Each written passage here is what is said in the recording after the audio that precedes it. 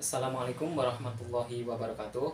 Saya Abdul Ghafur. Di sini saya akan menjelaskan tentang perkembangan fisik dan psikomotor peserta didik. Di sini saya akan membuat peta konsep tentang perkembangan fisik dan psikomotor peserta didik. Yang pertama, perkembangan.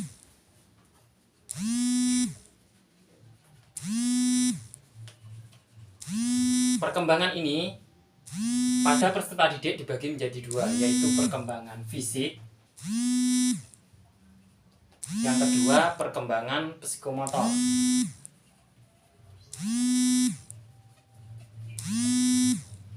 Perkembangan fisik merupakan perkembangan yang menyangkut pada perubahan dalam tubuh siswa, ya, yang ada di dalam tubuh siswa.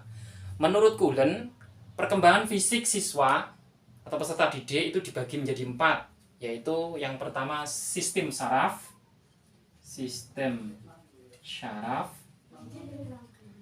Sistem syaraf ini berkaitan dengan kecerdasan dari peserta didik. Yang kedua, otot. Untuk otot ini berkaitan dengan kekuatan yang ada dalam peserta didik nantinya. Yang ketiga, kelenjar endokrin.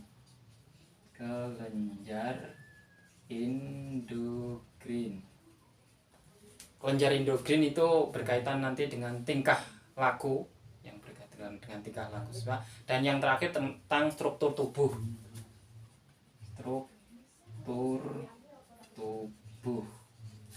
Struktur tubuh ini berkaitan dengan tinggi dan berat badan siswa. Ya, jadi 4 ini adalah perubahan atau perkembangan fisik dari peserta didik. Terus sekarang perkembangan psikomotor dari peserta didik. Ya, perkembangan psikomotor merupakan perkembangan yang mengontrol gerakan tubuh melalui koordinasi syaraf pusat dengan otak. Keterampilan psikomotor ini dibagi menjadi 2 atau keterampilan motor, yaitu ada keterampilan motor halus. Ini biasanya berkaitan dengan menulis, menggambar, seperti itu. Terus ada keterampilan motorik kasar. Ini berkaitan dengan berjalan, siswa berlari, seperti itu. Itu adalah keterampilan motorik kasar.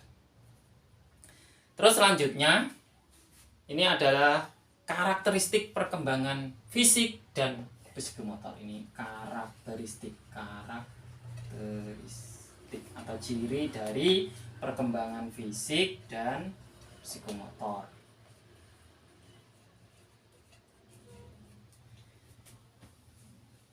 Untuk karakteristik fisik peserta didik itu ada bentuk-bentuknya. Yang pertama mungkin anak usia 0 sampai 5 tahun. Ini karakter fisiknya atau ciri fisiknya biasanya berjalan, berlari, atau melompat, seperti itu. Ya. Untuk anak usia 5 sampai 11 tahun, ini karakteristik atau perkembangan fisiknya lebih lambat, karena pada usia-usia ini biasanya usia pubertas, seperti itu. Terus untuk anak usia 8 sampai 9 tahun, ini biasanya bentuk perkembangan fisiknya berkaitan dengan kekuatan tubuh. Biasanya untuk anak laki-laki lebih kuat dibandingkan dengan anak perempuan. Selanjutnya ada anak usia 10 sampai 11 tahun. Ini berkaitan dengan kekuatan anak laki-laki hampir sama dengan yang 8 sampai 9 tahun. Kemudian usia remaja, ini karakteristik fisik usia anak remaja ini berkembang pesat, mulai dari kekuatannya, ketahanannya, organ reproduksi mulai berfungsi, seperti itu, karena biasanya tanda-tanda primer dan sekunder mulai ada. Terus yang terakhir, karakteristik fisik anak dewasa. Pada karakteristik anak dewasa ini bervariasi biasanya untuk anak laki-laki dan perempuan. Biasanya anak laki-laki lebih tinggi, badannya lebih berat, seperti itu. Terus hasil dari perkembangan fisik anak dewasa ini akan menentukan bagi perkembangan fisik di tahap selanjutnya. Jadi poinnya di perkembangan fisik anak dewasa. Sekarang karakteristik perkembangan psikomotor. Karakteristik perkembangan psikomotor itu biasanya anak usia 3 tahun ini bisa melompat, berputar seperti itu, berjingkrak ya. Terus ada perkembangan fisik anak 4 tahun, mungkin hampir sama ya dengan 3 tahun, mungkin ya melompat, tapi biasanya lompatannya lebih tinggi seperti itu, bisa jingkrak seperti itu.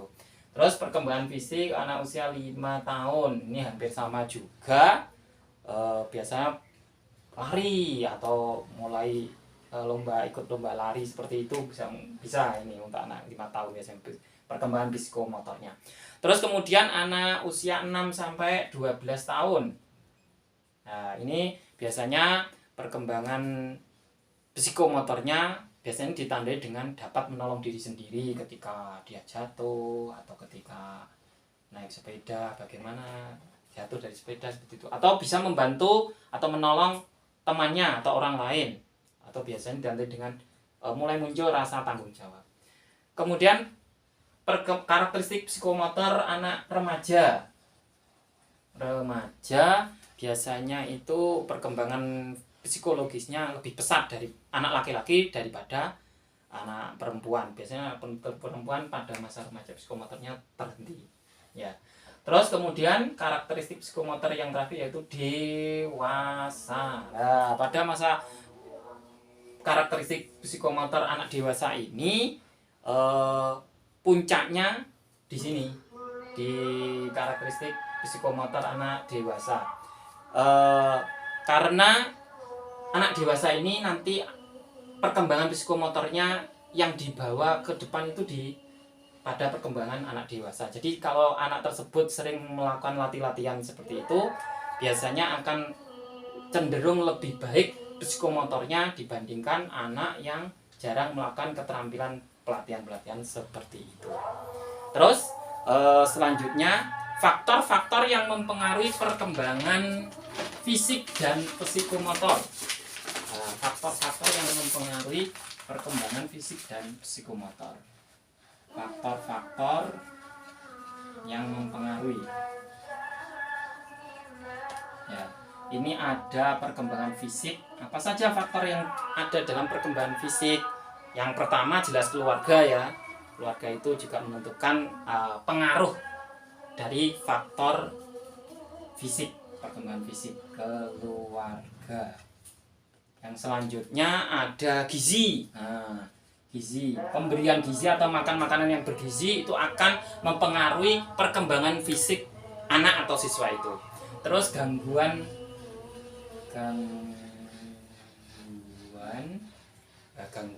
seperti gangguan emosional seperti itu. Emosional ini juga mempengaruhi terhadap perkembangan fisik anak. Yang selanjutnya jenis kelamin, jelas ini jenis kelamin ini juga mempengaruhi antara perkembangan fisik anak laki-laki dengan anak perempuan jelas beda, lebih tinggi anak laki-laki dibandingkan anak perempuan. Kemudian ekonomi, tingkat ekonomi juga mempengaruhi perkembangan fisik anak, yang mana biasanya berkaitan dengan yang nomor 2 gizi. Anak yang berasal dari keluarga yang ekonominya tinggi atau mampu, biasanya keluarganya juga menyediakan makanan-makanan yang bergizi sehingga perkembangan fisik anak tersebut bisa maksimal. Selanjutnya kesehatan ini juga mempengaruhi perkembangan fisik anak.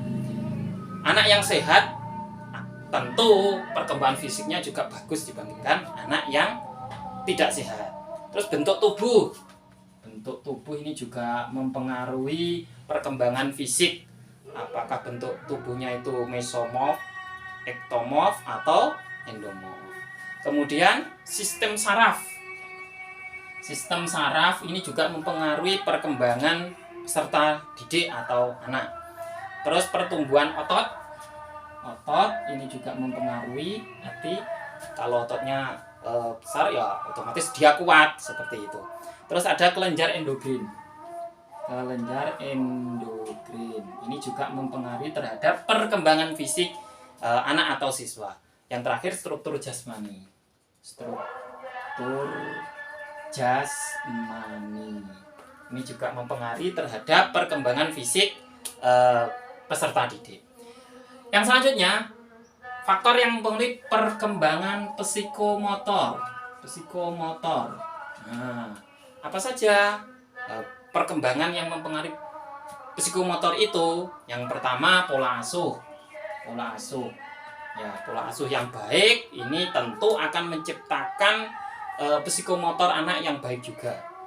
Yang kedua, gen ortu atau orang tua ya. Gen orang tua itu juga menentukan apakah orang tuanya itu diktator atau keras atau lemah lembut, itu akan mencetak psikomotor anak.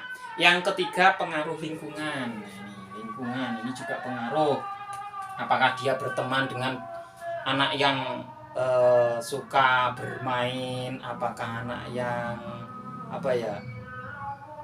seperti anak yang liar seperti itu juga berpengaruh terhadap psikomotor anak. Yang selanjutnya, ruang belajar. Ruang belajar ini bisa rumah, bisa sekolah. Dengan rumah yang nyaman, tentu perkembangan psikomotornya akan maksimal. Ya, itu. Jadi faktor perkembangan fisik dan psikomotor itu sangat menentukan, apalagi peran fisik dan psikomotor itu yang bagus menjadi harapan bagi kita semua, apalagi bagi guru. Ya, itu sangat membantu sekali untuk mendeteksi perubahan perkembangan yang terjadi pada anak. Selanjutnya yaitu implikasi dari perkembangan fisik dan psikomotor anak. Implikasi dari perkembangan fisik dan psikomotor anak. Psikomotor. Nah, ini tujuannya ya pada masa remaja dapat membantu anak tersebut mengetahui perkembangan yang ada dalam fisik yang dialami oleh anak tersebut, sehingga anak tersebut tidak minder. Mungkin hal-hal yang perlu diperhatikan bagi kita sebagai tenaga pendidik atau guru, yaitu yang pertama, guru akan menghargai perbedaan ya. Jangan sampai anak ini perkembangan fisiknya seperti ini, perkembangan psikologis seperti ini, kita sendirikan atau kita berikan ketidakadilan, jangan. Jadi sebagai bahan renungan kita. Selanjutnya, guru selalu memberikan dorongan kepada siswa atau orang tua untuk makan makanan yang bergizi supaya perkembangan fisik dan psikologis anak itu bisa maksimal. Nah, seperti itu. Selanjutnya, guru biasanya menggunakan media pembelajaran yang bervariasi agar perkembangan fisik dan psikomotor anak itu bisa maksimal. Yang selanjutnya, guru bisa memberikan stimulus atau rancangan. Stimulus atau rangsangan supaya perkembangan fisik dan psikomotor anak itu bisa maksimal. Terus yang selanjutnya, guru bisa mendorong siswa untuk dapat memilih